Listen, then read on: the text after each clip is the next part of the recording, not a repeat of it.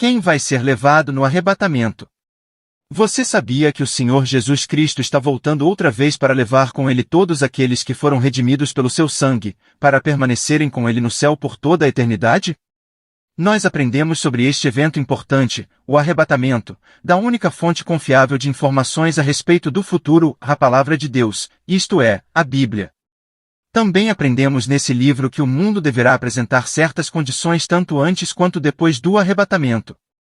Conforme vemos os sinais dos últimos dias, conforme descrito em 2 Timóteo 3 versículo 8, e 2 Tessalonicenses 2 versículos 1 ao 3, de forma tão predominante na nossa sociedade atual, bem como o desenrolar no Oriente Médio, Europa e em outros lugares de eventos políticos que foram profetizados, podemos dizer com toda segurança que Jesus voltará muito em breve.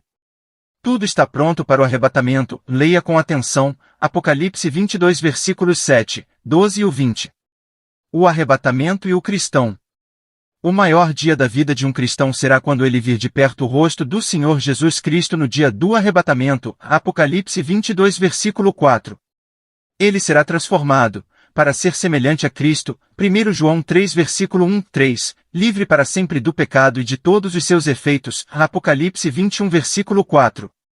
O objetivo do arrebatamento é transportar ao céu todos aqueles que confiaram no Senhor Jesus Cristo como seu Salvador.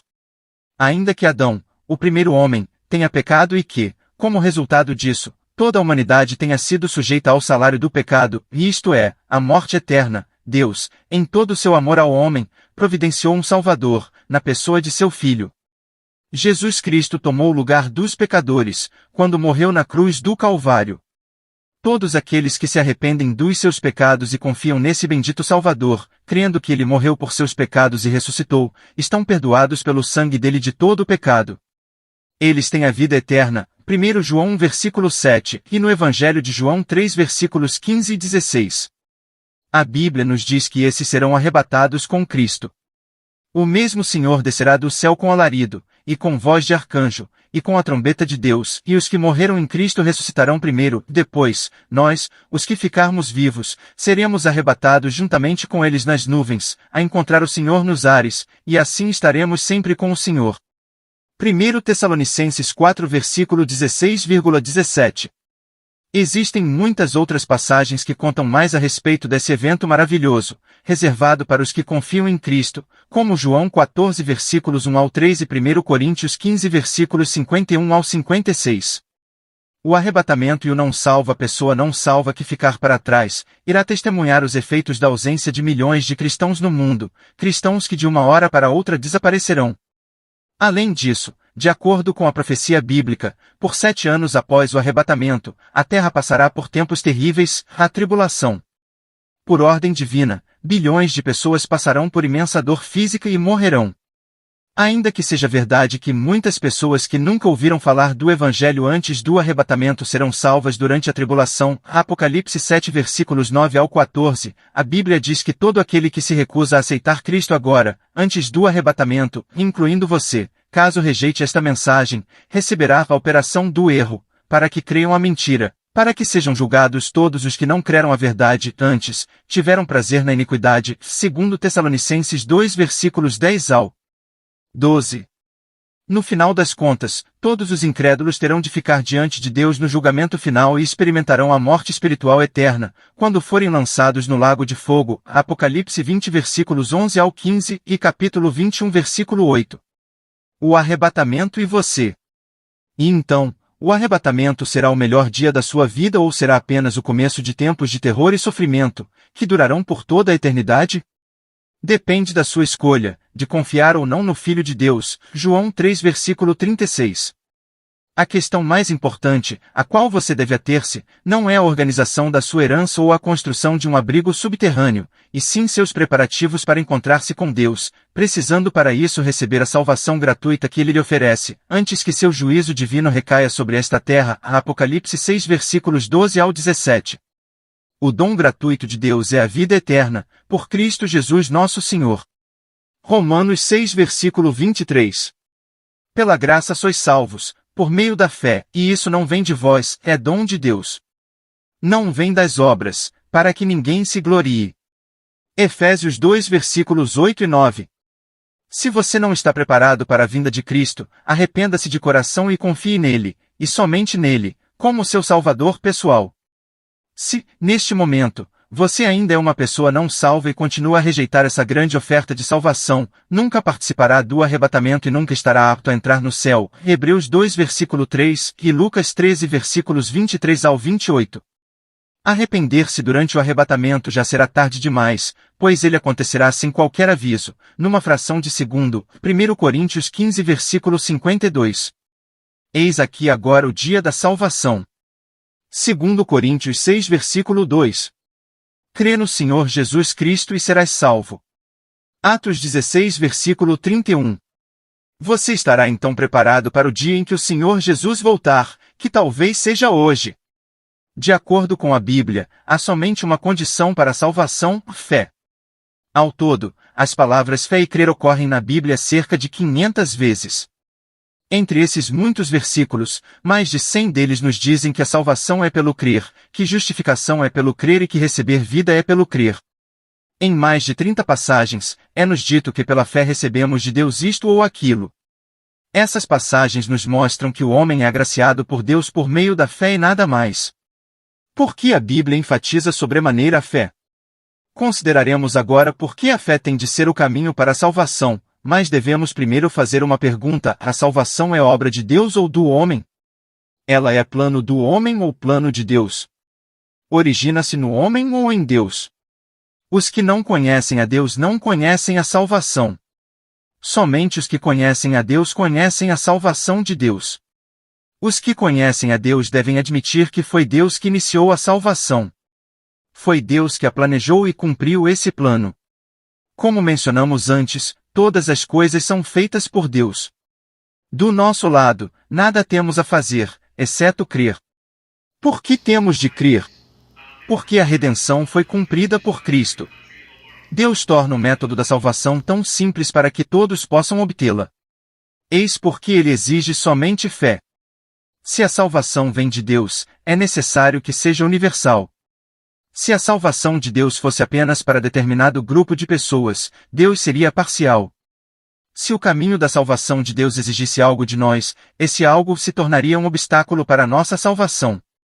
Se houvesse a simples exigência de que o homem teria de esperar 5 minutos antes de ser salvo, até isso diminuiria grandemente o número de salvos no mundo.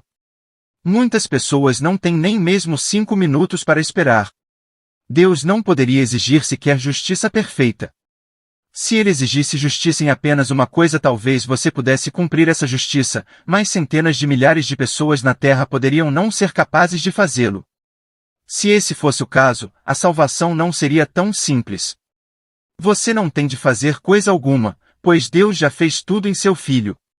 Ele lidou com os nossos pecados em seu Filho.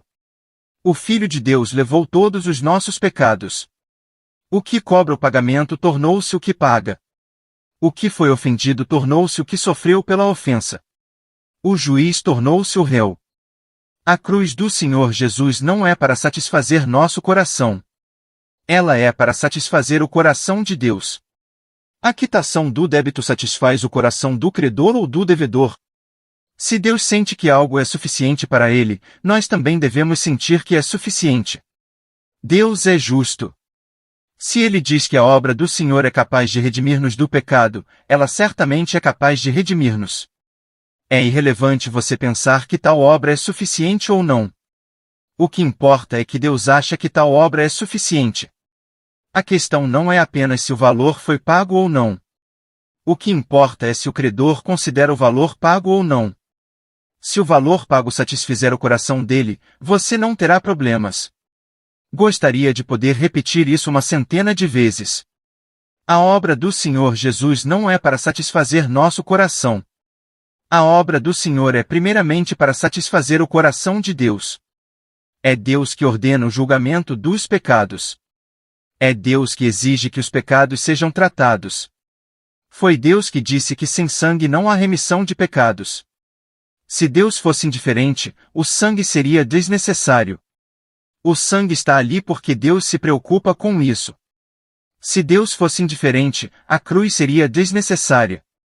Existe a necessidade da cruz porque Deus é justo. O Senhor cumpriu toda a obra na cruz. Então, Deus o ressuscitou dentre os mortos.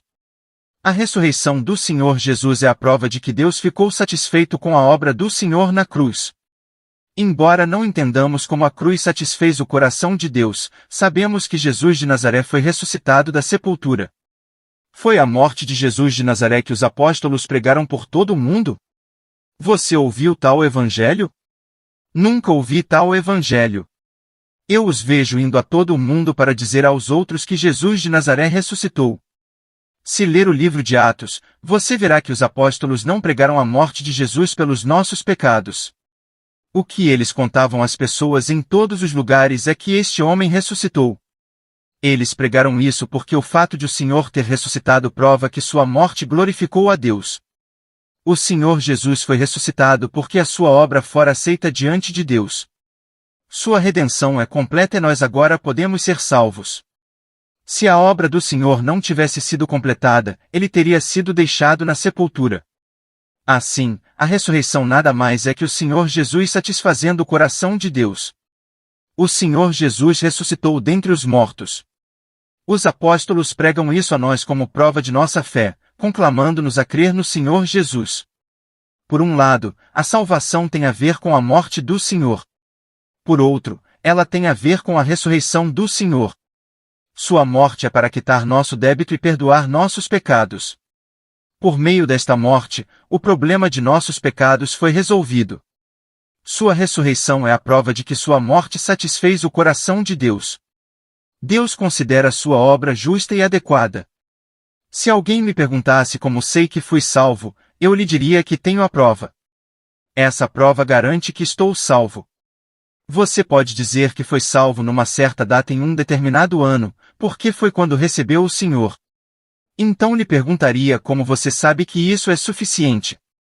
Pode dizer que confessou seus pecados naquele dia, mas como sabe que a confissão foi suficiente? Você pode dizer que chorou por seus pecados naquele dia, mas como sabe que suas lágrimas o limparam de seus pecados? Pode dizer que se arrependeu, confessou seus pecados e aceitou o Senhor Jesus, mas como sabe que esse arrependimento, confissão e receber o Senhor foram suficientes? Se me perguntasse, eu lhe responderia que realmente fui salvo por causa da morte do Senhor, mas sei que fui salvo por causa da ressurreição do Senhor. Meu amigo, você deve diferenciar uma coisa da outra. Fui salvo por causa da morte do Senhor, mas tenho a segurança e o pleno conhecimento de que fui salvo por causa da ressurreição do Senhor. Quando entrego o dinheiro, quito meu débito. Sei que quitei o débito porque tenho um recibo. Graças a Deus, pois ele nos deu uma prova e um recibo. Seu Filho pagou o débito por todos os nossos pecados na cruz, e por meio da sua ressurreição, ele nos avisou que a questão foi totalmente resolvida. Assim, toda a obra do Senhor foi cumprida. E, o carcereiro, todo trêmulo, se prostrou ante Paulo e Silas. Disse: Senhores, que é necessário que eu faça para me salvar? E eles disseram: crê no Senhor Jesus Cristo e serás salvo. Atos capítulo 16 versículos 29 ao 31.